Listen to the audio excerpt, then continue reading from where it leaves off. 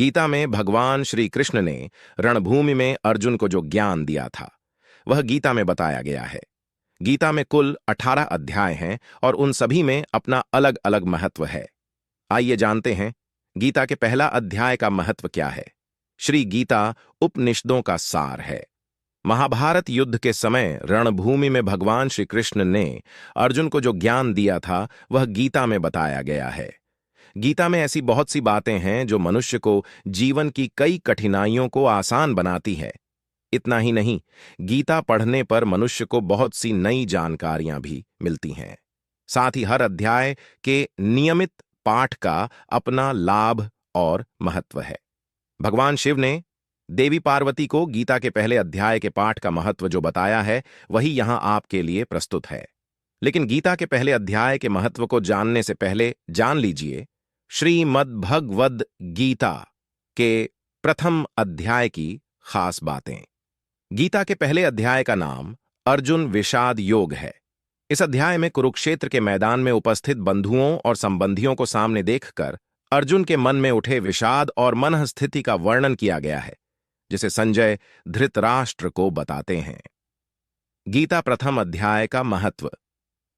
एक समय पार्वती जी ने पूछा है, महादेव जी, किस ज्ञान के बल पर संसार के सब लोग आपको शिव कहकर पूजते हैं?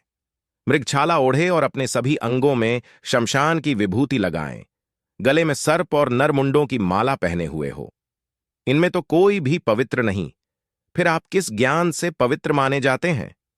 तब महादेव ने उत्तर दिया कि हे प्रिय, सुनो, मैं गीता ज्ञान को अपने हृदय में धारण करने से पवित्र माना जाता हूं। इस ज्ञान से मुझे बाहर के कर्म नहीं व्यापते। तब पार्वती जी ने कहा कि हे भगवान, जिस गीता ज्ञान की आप ऐसी स्तुति करते हैं उसके श्रवण करने से कोई कृतार्थ भी हुआ है? महादेव ने उत्तर देते हुए कहा कि इस ज्ञान को सुनकर बहुत से जीव कृतार्थ हुए हैं और आगे भी होंगे। मैं तुम्हें एक पुरातन कथा कहता हूं, तुम सुनो। एक समय पाताल लोक में शेषनाग की शैया पर श्री नारायण जी नैन मूंद कर आनंद में मग्न थे। उस वक्त भगवान के चरण दबाते हुए लक्ष्मी जी ने पूछा, हे प्रभु, निद्रा और आलस्य तो उन पुरुषों को व्यापता है जो जीव तामसी होते हैं, फिर आप तो तीनों गुणों से अतीत हो। आप तो वासुदेव हो, आप जो नेत्र मूंद रहे हो इससे मुझके बड़ा आश्चर्य है। नारायण जी ने उत्तर देते हुए कहा, हे लक्ष्मी, मुझको निद्रा आलस्य नहीं व्यापता। एक शब्द रूप जो भगवत गीता है उसमें जो ज्ञान है उसके आकार रूप है। यह गीता शब्द रूप अवतार है। इस गीता में यह अंग है। 5 अध्याय मेरे मुख है, 10 अध्याय मेरी भुजा है, 16वां अध्याय मेरा हृदय और मन और मेरा उदर है, 17वां अध्याय मेरी जंघा है, 18वां अध्याय मेरे चरण हैं। गीता श्लोक ही मेरी नाड़ियां हैं और जो गीता के अक्षर है वो मेरा रोम है। ऐसा मेरा शब्द रूपी जो गीता ज्ञान है उसी के अर्थ मैं हृदय में विचार करता हूं और बहुत आनंद प्राप्त होते हों। लक्ष्मी जी बोली, हे श्री नारायण जी, जब श्री गीता जी का इतना ज्ञान है तो उसको सुनकर कोई जीव कृतार्थ भी हुआ है, सो मुझसे कहो।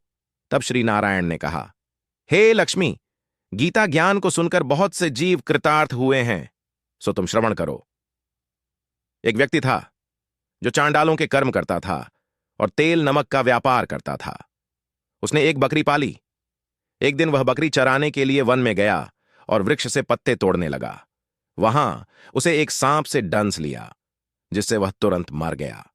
मरने के बाद उसने बहुत से नरक भोगे और फिर उसका जन्म बैल के रूप में हुआ। उस बैल को एक भिक्षुक ने मोल लिया। वह भिक्षुक उस पर चढ़कर सारे दिन मांगता फिरे। जो कुछ भिक्षा मांग कर लाता वह उसे अपने परिवार के साथ मिलकर खाता और वो बैल सारी रात द्वार पर खड़ा रहता। उसके खाने पीने का भी कोई ख्याल नहीं करता था और सुबह होते ही बैल पर चढ़कर फिर मांगने निकल जाता। जब बहुत दिन हो गए तो वह बैल भूख से गिर गया, लेकिन उसके प्राण नहीं निकले। नगर के लोगों ने देखा और उस बैल को कोई तीर्थ का फल दे तो कोई व्रत का फल दें, तब भी उस बैल के प्राण नहीं छूटे। एक दिन गणिका आई। उसने लोगों से पूछा, यह कैसी भीड़ है? तो उन्होंने कहा कि इसके प्राण नहीं निकलते, अनेक पुण्यों का फल दे रहे हैं तो भी इसकी मुक्ति नहीं होती। तब गणिका ने कहा कि मैंने जो कर्म किया है उसका फल मैंने इस बैल को दिया है। इतना कहते ही बैल की मुक्ति हो गई। तब बैल ने एक ब्राह्मण के घर जन्म लिया। पिता ने उसका नाम सुशर्मा रखा। उसके पिता ने उसे पढ़ाया लिखाया। उसको अपने पिछले जन्म की सुध थी। उसने एक दिन मन में विचार किया, जिस गणिका ने मुझे बैल की योनि से छुड़ाया था उसका दर्शन करूं। विप्र चलते चलते गणिका के घर गया और कहा, आप मुझे पहचानती हैं? गणिका ने कहा, मैं नहीं जानती, तुम कौन हो? तब उसने कहा कि मैं वही बैल हूं जिसको आपने अपने पुण्य दिए थे। तब मैं बैल की योनि से छूटा था। अब मैं विप्र के घर जन्म हूं। आप अपना पुण्य बताएं। गणिका ने कहा कि मैंने अपने जाने पुण्य नहीं किया, परंतु मेरे घर एक तोता है। वह रोज सवेरे कुछ पढ़ता है। मैं उसका वाक्य सुनती हूं। उस पुण्य का फल मैंने तुम्हें दे दिया। तब विप्र ने तोते से पूछा कि तू सवेरे क्या पढ़ता है? तोते ने कहा, मैं पिछले जन्म में विप्र का पुत्र था। मेरे पिता ने मुझे गीता के पहले अध्याय का पाठ सुनाया करते थे। एक दिन मैंने गुरु से कहा कि मुझको आपने क्या पढ़ाया है? तब गुरुजी ने मुझे शाप दिया कि तू तोता बन जा। इसके बाद से मैं तोता बन गया। एक दिन बहेलिया मुझे पकड़ ले आया और एक विप्र ने मुझे मोल ले लिया। वह विप्र भी अपने पुत्र को गीता का पाठ सिखाता था। तब मैंने भी यह पाठ सीख लिया।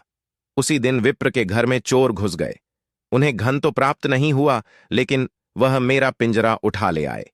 उनकी यह गणिका मित्र थी। वह मुझे उसके पास ले आए। सो मैं नित्य प्रात गीता जी के पहले अध्याय का पाठ करत हूं, जिसे यह गणिका सुनती है। पर इस गणिका को समझ में नहीं आती। जो मैं पढ़ता हूं वही इस गणिका ने तेरे निमित्त दिया था। वह श्री गीता जी के पहले अध्याय का फल था। तब विप्र ने कहा कि हे तोते, तू भी विप्र है, मेरे आशीर्वाद से तेरा कल्याण हो। सो हे लक्ष्मी। विप्र के इतना कहते ही वह तोता भी मुक्ति को प्राप्त हो गया। तब गणिका ने बुरे कर्म छोड़ भले कर्म ग्रहण किए और नित्य स्नान करके श्री गीता जी के प्रथम अध्याय का पाठ करना शुरू कर दिया, जिससे उसकी भी मुक्ति हो गई।